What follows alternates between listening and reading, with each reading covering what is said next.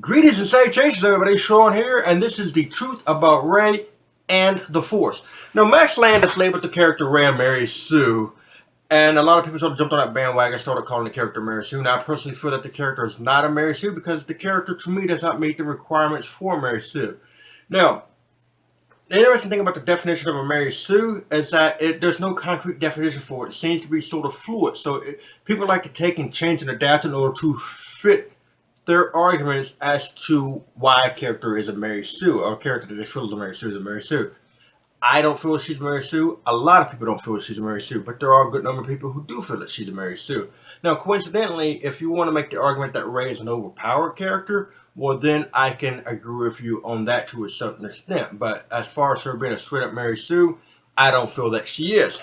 Now, this video is not about me trying to prove to you that Rey is not a Mary Sue. It's not about me trying to convince you that Rey is not a Mary Sue. At least, that's what I'm trying to do in regards to this video. All I want to try to do in this video is just to point out how Rey can do the things that she does.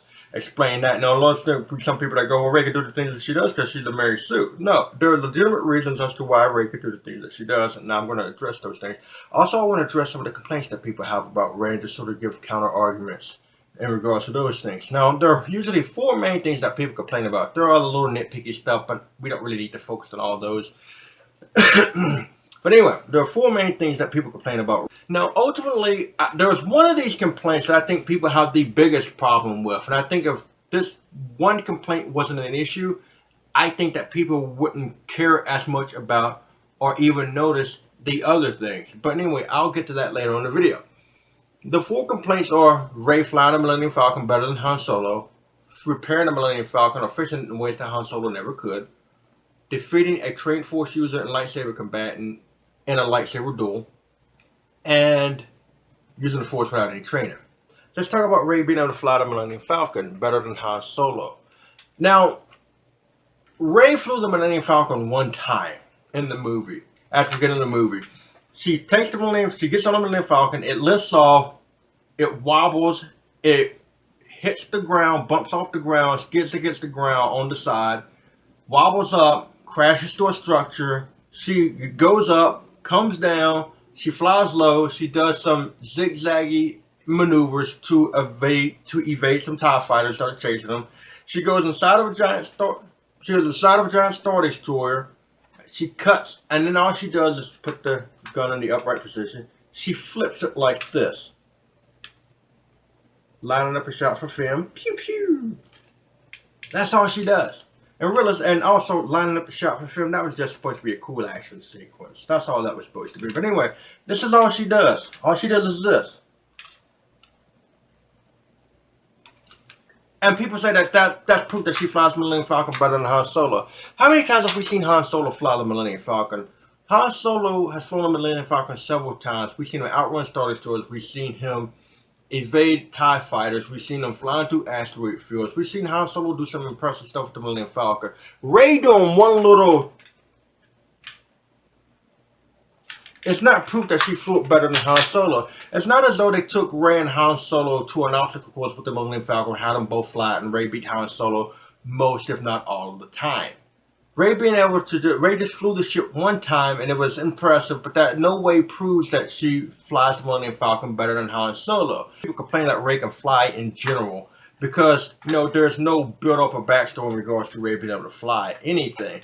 Which, me personally, you don't need. You don't need to set up a backstory, a training montage. We don't need to see, flashbacks of Rey learning how to fly. All we need to do is just realistically, all we need is Rey to jump on the ship and start flying. But when the movie we have Rey, Finn goes, we need a pilot, and Rey goes, you got one. Then she jumps on the ship and she flies. That's good enough for me.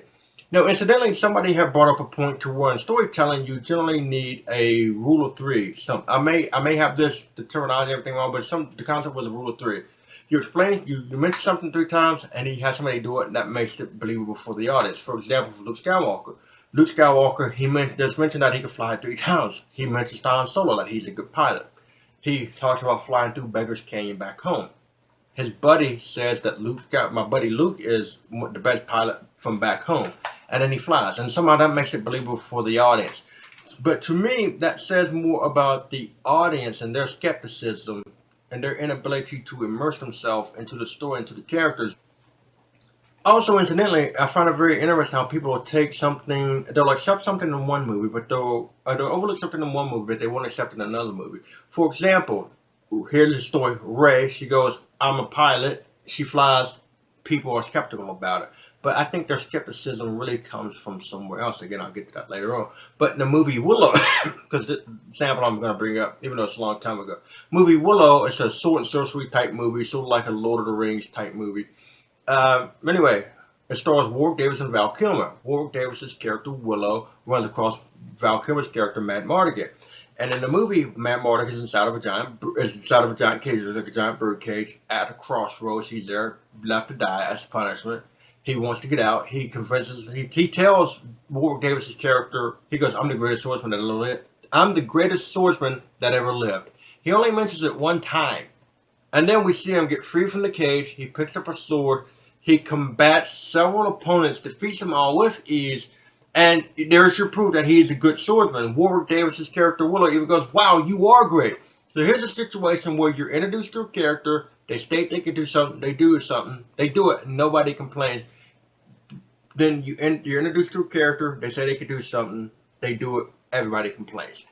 So this is what I say about people picking and choosing things. People accepting things in one movie, but they don't accept in the other movie. To go even further than that, in regards to new characters, yes, we all love the build-up. We all love the explanations and everything. But in all honesty, when you're dealing with a new character, you don't need to go through the explaining things, because explaining what they can do, especially if there's no established history with the character. And let's just say that there was a movie, for example, the only thing that popped into my head is the Lethal Weapon movie. If they did Lethal Weapon 5, and then Murtaugh was fighting some bad guys on a space shuttle. The space shuttle flew off into space. They defeated the bad guys, and then Riggs and Murtaugh flew the space shuttle, re-entered orbit, and landed the space shuttle. That would be unbelievable. That would be out of character, and that would go against the established character history, because they don't have a history of being able to fly spacecraft or space shuttles. That would be unbelievable. It's like with the character Bella. If Bella all of a sudden from Twilight started flying space shuttles, that would be unbelievable for the character. But then again, a lot of people feel that character's a Mary Sue herself, so maybe she can fly a space shuttle. Now, incidentally, if Dom from Fast and Furious was fighting somebody on the space shuttle, and then he flew the space shuttle, re-entered orbit, and landed, that would be acceptable, given the nature of those movies and how over the top and ridiculous they are. So here you have situations to where, if you have a new character introduced, you can get away with them doing things without having to explain them to a certain extent. To a certain extent, you have to say, you can't go overboard with it. But then if you have established characters doing stuff that goes against their established history, it's unbelievable. But yet, if you have an established character with an established history, but they're in a movie or a franchise that just keeps getting more over the top and more ridiculous, it's more acceptable. So Ray knowing how to fly a ship is not beyond the realm of possibility. It's not something that's completely unbelievable. But let's move on to her fixing the Millennium Falcon in ways that Han Solo never could. Well, the only thing that she fixed on the Millennium Falcon in regards to Han Solo not being sure about whatever was the compressor on the hyperdrive. Now you have to remember this: Han Solo owned the Millennium Falcon for decades. Yes, he owned it for decades. He flew it for decades. He knows the ins and outs of that ship. He knows how it works. He knows how it operates. But then the ship was taken away from him for years, and then he gets it back. And he gets it back, and he's trying to escape ownership in a high-stress life or death situation.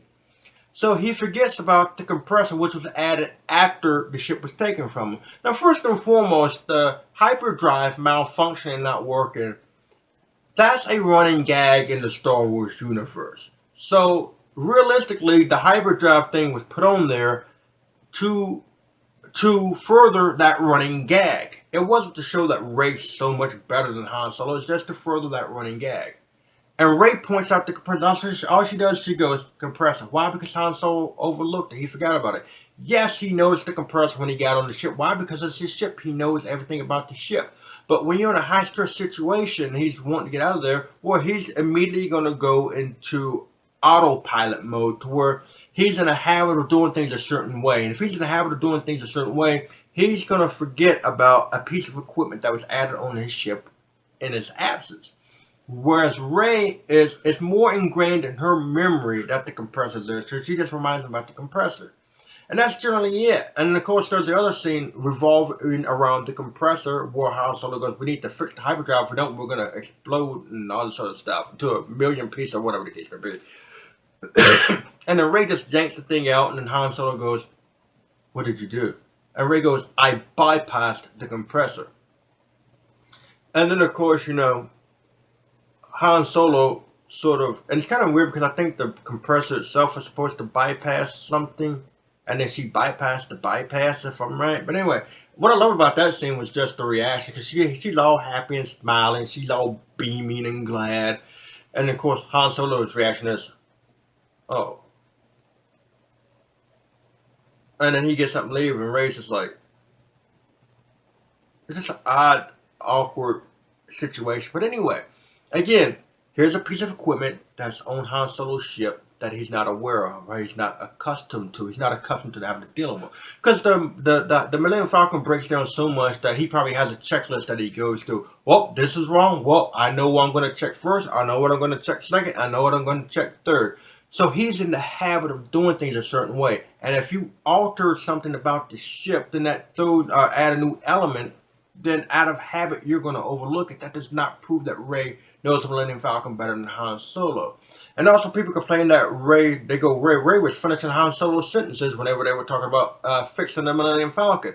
Well, let's look at this let's take another look at that, because the first person who ever finished somebody's sentence in those exchanges was Han Solo. Han Solo notices the compressor. He goes, hey, some nerf herder put a compressor on the hyperdrive. And then Ray goes, I know, and I told him it was a mistake because I can't remember what the finishing line was, but Han Solo finishes her sentence.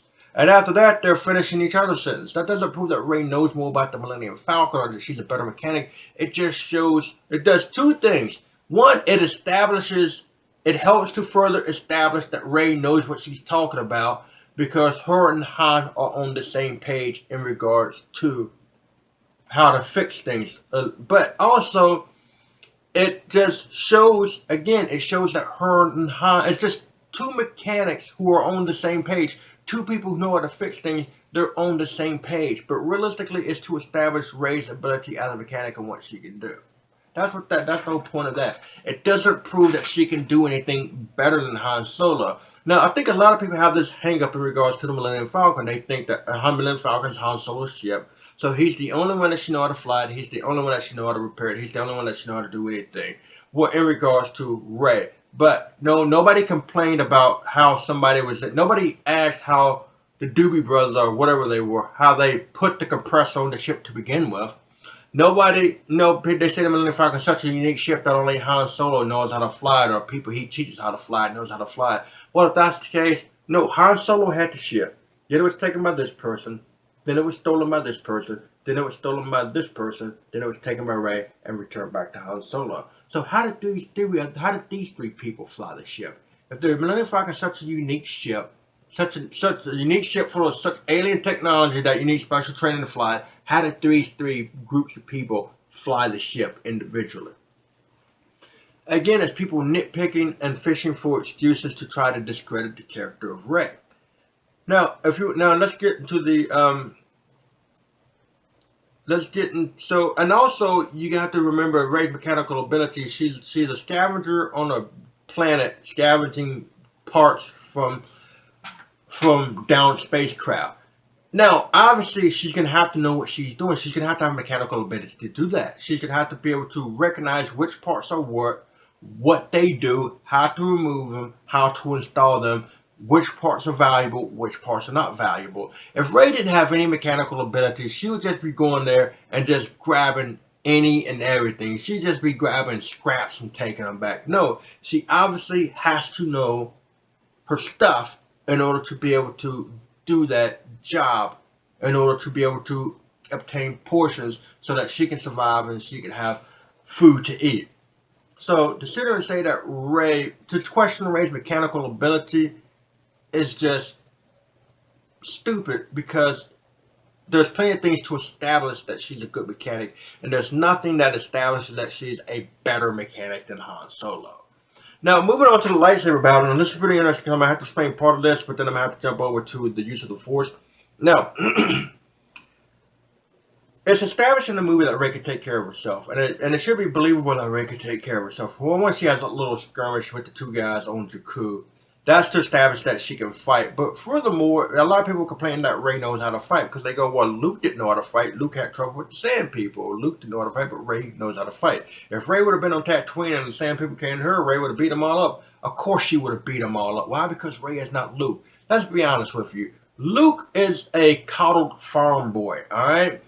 Luke grew up in a family environment to where, at least from my understanding of a family environment, to where he did not have reliant on surviving on his own, and he did not have to learn how to take care of himself physically, whereas Rey did. Rey grew up on her own, she survived on her own, and she had to learn how to take care of and defend herself. There was no situation Luke was in where he ever had to learn how to defend himself in a physical confrontation. That's the difference between Luke and Rey. It's the same thing as seeing some kid watching a story about some kid who grows up on the streets, and then of course that kid is street smart, knows how to hustle, and knows how to survive. Nobody questions that, because they automatically assume, well, this kid grew up on the street, of course they're going to know how to hustle, know how to survive. Same thing with Rey. Rey knows how to survive due to her growing up on the street. It's not unbelievable to do that, and again, people nitpick that because they have issues somewhere else, and they have issues with other things. So Rey knowing how to fight, she already knows how to fight, so it's not unbelievable that she could pick up a lightsaber and be able to handle herself. Now, yes, she was going up against someone who's trained in the use of a lightsaber, and they go, well, he's trained and he knows how to use a lightsaber and he's more experienced than her. But let's look at it this way: how many movies have we seen where a lesser skilled person went up against more skilled people and came out on top? The movie Die Hard with Bruce Willis. Bruce Willis was nothing but a Chicago police officer. I think it was in Chicago, Detroit. I wouldn't say it was Chicago, but he's nothing more than a police detective. And he's going up against trained, skilled mercenaries, and he's taking them out. But nobody complains about that. The Karate Kid movie, Daniel-san. Daniel-san was learning, Daniel Russo was learning karate from a book, and it wasn't very good. Then he trained with Mr. Miyagi, and he trains for about 3 to 6 months. I want to say he only trains for 3 months, but I know it's no more than 6 months that he trains in karate. Then he enters a tournament, and he's facing off against people who have studied karate, practiced karate, and were in tournaments before, have more training and more experience than Daniel. And this is not just Cobra Kai. These are other people. And this person who has a bare minimum of training is defeating these people who have more training and more experience. He beats them clean. But yet nobody complains about that. But yet nobody finds that unbelievable. But they find it unbelievable that Rey can defeat Kylo Ren with a lightsaber. Kylo Ren, who had just killed his father. Kylo Ren, who was emotionally unbalanced. Now, I was saying that right after The Force Awakens. I was saying that before Snoke said it in the movie. I was saying that Kylo Ren was unbalanced due to killing his father. He had just taken a shot with Chewie's crossbow blaster, which incidentally, when stormtroopers were getting hit by it, it was sending them flying several feet back. It was hitting the ground near stormtroopers, and it was sending them flying several feet in the air. So here's Rey is going up against an injured Kylo Ren who was instructed to bring her back to Snoke alive. So an injured Kylo Ren who was not trying to kill her, was just trying to capture her. And she defeats him.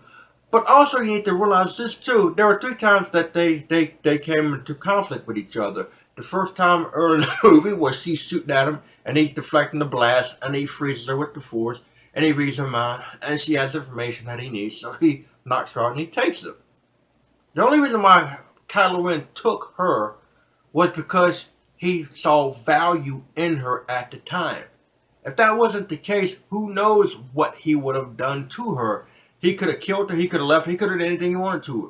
Then the second time they meet was again on Starkiller Base after he kills his father and after he gets shot. Her and Finn run into him. She tries to shoot him. He force throws into a tree, knocks her out like that. She's done. The only thing that saved her there was the fact that Finn was there. Finn delayed Kylo Ren long enough for Rey to wake up, and then we know what happens. But if Finn wouldn't have been there, Kylo Ren could have taken Rey and ran off with Rey. As a matter of fact, if Kylo Ren was not under orders to bring Rey back alive, Kylo Ren could have easily just walked over to Rey. And if Finn wasn't there, Kylo Ren could have walked over to Rey, lightsaber in her, dead, done, end of story. But I will say this. I will say that the lightsaber duel that they had would have been a lot better. Because you remember that when they first started dueling, Rey's on the defensive. She's running. She's defensively fighting Kylo. And he's pretty much in the more dominant position of the fight. Then, of course, he reminds her about the Force, and she's able to tap into the Force, and she's able to defeat him. I personally feel that it may have been better to have her fighting defensively, and then the ground shakes and separates the two of them. And then, of course, then she's able to run off before she makes her big comeback. Or they even did a moment where, something happens and she gets disarmed and he pulls above and she's scared and she just lashes out and then the Force erupts from her and throws him back. And she's surprised because she doesn't know where it come from. She didn't channel it. She didn't do anything. It just came out of her. She doesn't know what the hell happened. That may have been a good way to do things, too. I'm doing this, to try to refocus my thing because I can't see the screen, so I don't know if it went out of focus or not. Anyway, we got what we got. But that leads me to the question Rey's ability to fight, or to sit there and go, well, how come this person who's not trained defeats somebody else who's trained when there are plenty of other movies out there where the exact same thing happens and nobody complains about. That's another example of people accepting something in one movie but not accepting another movie. But again, going to the biggest complaint people have is the use of the Force. Rey's use of the Force without any training. I honestly feel that if Rey was able to use the Force, if this was different, people wouldn't complain about the other stuff. If Rey wasn't good with the Force or couldn't use the Force or whatever, I don't think people would complain about the other things. But let's talk about the Force. People go, well, she's not Force trained. How can she use the Force?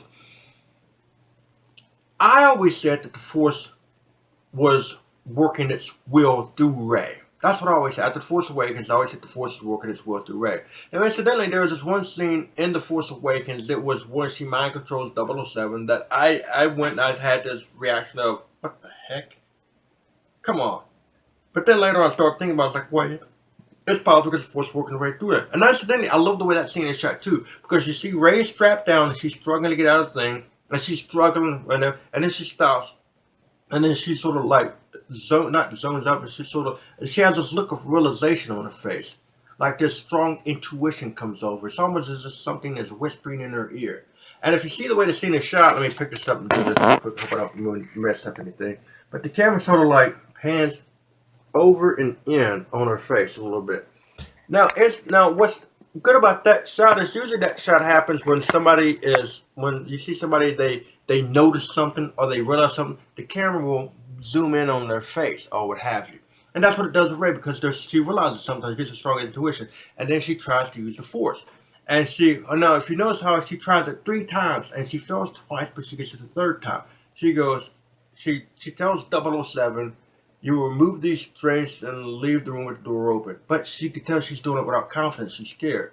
Then she does it again without confidence.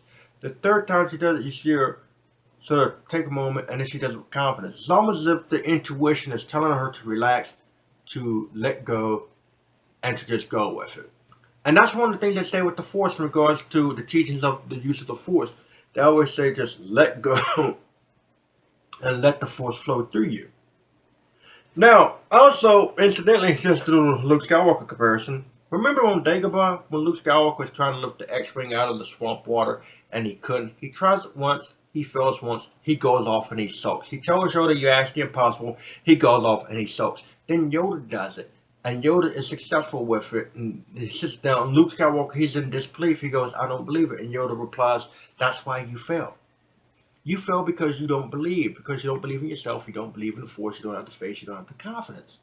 Rey, due to her upbringing, has confidence in herself. Why? Because she has to have confidence in herself. Rey is a survivor. She survived on her own. So she has to believe in herself and believe in her abilities. So she has the confidence. But also, Rey probably just gave into whatever intuition that she had. Luke has that same intuition going through him, that same power going through him. But Rey was more open and accepting of just surrendering herself to it, whereas Luke probably wasn't, because Luke questioned stuff. Luke was in too much of a hurry. That's one of the complaints that Yoda had about it. That's one of the character flaws that Yoda had, that Yoda points out with Luke. He's always looking to the future. He's impatient, always looking to the future, always looking ahead, never paying attention to what's here and now. Whereas Rey probably just said, okay, we're focused on this, and I'm gonna just see where it goes. Now, I know that probably none of that probably helps anybody, so this is the main point I want to bring up in regards to the Force. In A New Hope, there's a scene. The scene is Luke Skywalker on the Millennium Falcon with Ben Solo. He's training with the lightsaber. The little ball is floating around, shooting little laser beams at him. Pardon me. I get a drink of water.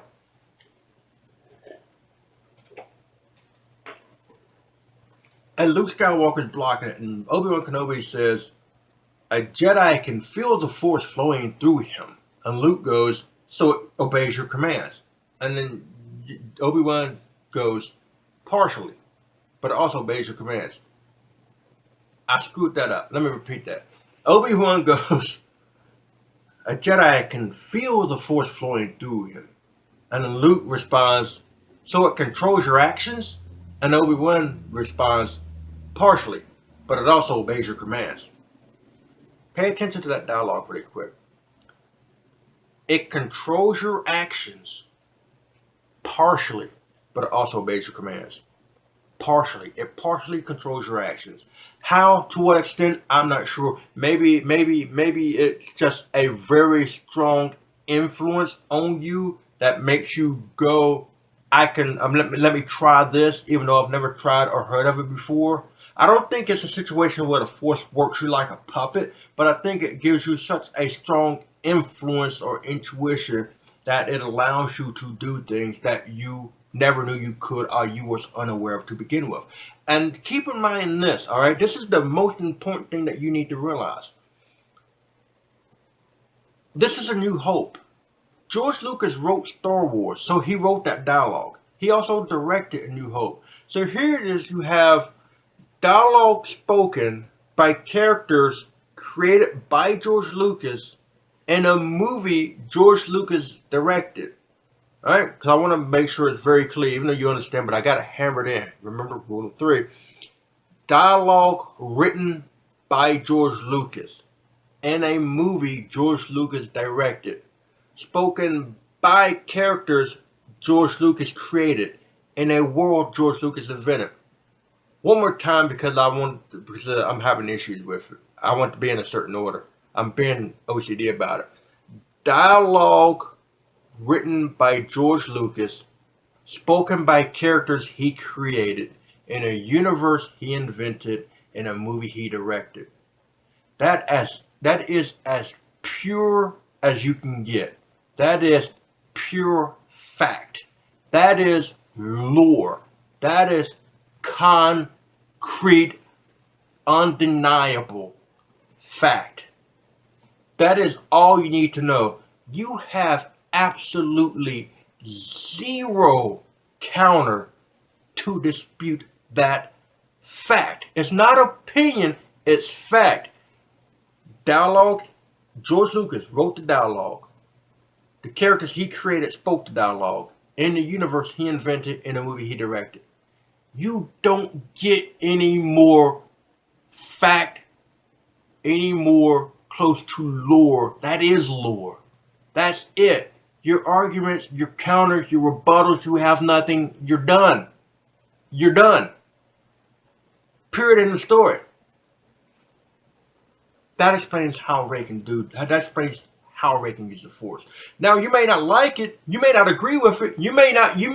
That doesn't change your opinion of the character. That doesn't make her any less overpowered. That doesn't make her, if you think she's a Mary Sue, that's not going to make her any less of a Mary Sue in your eyes. That's not going to make her any less overpowered in anybody else's eyes. All it does is it explains how she's able to do this thing that people feel is impossible. All these people going, All these people are going, well, you need training to be a Jedi. You need training to this, you need training to that. No, you don't. This movie proves it. You don't need training to be able to use the Force.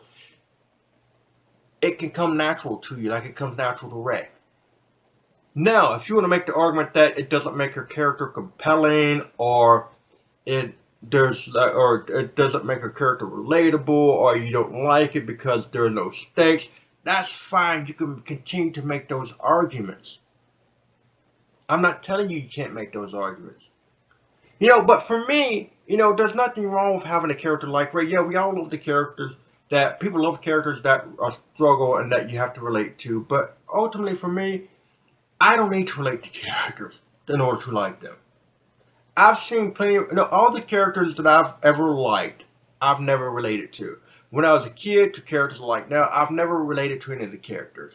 What I like about a character, I like the character because I like the character. And if there's something about the character that I like, it's because I inspire to be like that. There's a trait about the character that inspires me.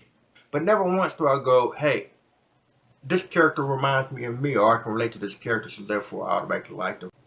In any event, I think that those are the points that I wanted to make, and those are the things that I wanted to point out.